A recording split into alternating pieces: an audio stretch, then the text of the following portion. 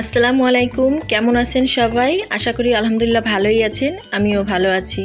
Village life থেকে আমি তানিয়া আছি আপনাদের সাথে। আজ আমি একটা ভিন্ন টপিক নিয়ে আপনাদের সাথে আলোচনা করব, আর সেটা হচ্ছে মুরগির দ্রুত বৃদ্ধি।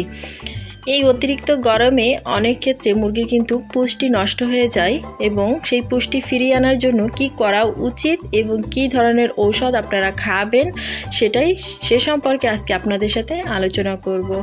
আসলে আমি মুরগিকে সাধারণত কোনো প্রকারের ভিটামিন তেমন দিয়ে থাকি না। আমি মূলত বাড়ির যে খাবার আপনাদের আগেই দেখিয়েছি, আমি বাড়িতে খাবার তৈরি করি সেগুলোই দিই।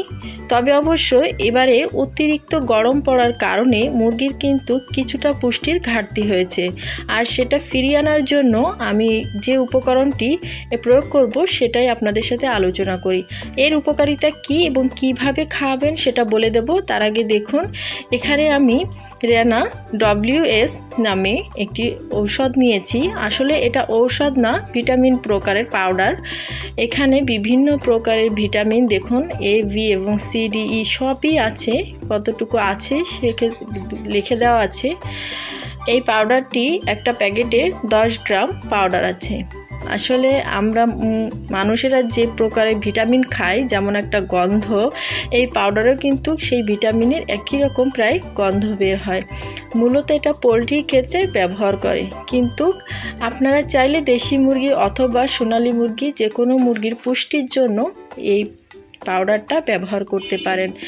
আসলে অতিরিক্ত গরম পড়েছে, আর সে কারণে মুরগির কিছুটা পুষ্টির ঘাটতি আছে, সেই জন্যই আমি এটা এনেছি।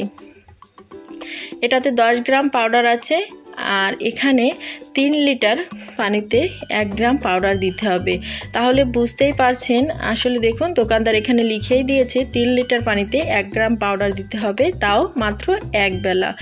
এটা অতিরিক্ত গরমে দিবেন না, একটু ঠান্ডার ভাব হলে তারপরেই দিবেন, অথবা বিকালের দিকে দিতে পারেন। দেখুন, আমি পাউডারটা গুলিয়ে নিয়েছি। এটা আমি সব মুরগিকেই খেতে দেব। তবে অবশ্যই আপনার মুরগির যদি তেমন কোনো পুষ্টির ঘাটতি না থাকে তাহলে কিন্তু দেওয়ার দরকার নেই। তবে আমি দিচ্ছি অতিরিক্ত গরম পড়ার কারণে, একটু পুষ্টির ঘাটতি হয়ে যাওয়ার কারণেই এটা দিচ্ছি। আসলে এটা এক প্রকারের ভিটামিন, যেটা মুরগিকে শক্তিশালী এবং দ্রুত বৃদ্ধি করে থাকে। এটা মুরগি দ্রুত বৃদ্ধি করবে, সে কারণেই আসলে এই পাউডারটা। তবে আমি কখনোই ব্যবহার করিনি, এবারে করলাম। আশা করি উপকৃত হব। এছাড়া আমি মুরগিকে দেখুন প্রচুর পরিমাণে কিন্তু শাক পাতা খাওয়াই। জানি না আপনারা খাওয়ান কি না। আমি কিন্তু মুরগিকে প্রচুর শাক পাতা কেটে দিই। সকালে একবার দিই এবং বিকালে একবার দিই। আজ যেহেতু বিকালে একটু কাজ ছিল, এই জন্যই দিতে সন্ধ্যাই হয়ে গেছে। এখন সন্ধ্যা, এখনই আমি দিয়েছি, তাতে কোনো সমস্যা নেই। যেহেতু আমার মুরগি ছাদের উপর থাকে, প্রচণ্ড গরম, এজন্য সন্ধ্যার সময়ও শাক পাতা দিলে কোনো সমস্যা হবে না। আর আমি এখানে সেসি শাক, যেটাকে বলে তিতা শাক, এগুলোই বিল থেকে কেটে এনে বটি দিয়ে কুচি কুচি করে তারপরেই মুরগিকে খেতে দিয়েছি। আমি একদম ছোট বাচ্চা থেকে শুরু করি এই অভ্যাসটা। শুধু যে শাক খাওয়াই তা কিন্তু নয়, আমি এখানে লতা পাতা, সজনে পাতা এবং বিভিন্ন প্রকারের পাতার রসও মুরগিকে দিয়ে থাকি।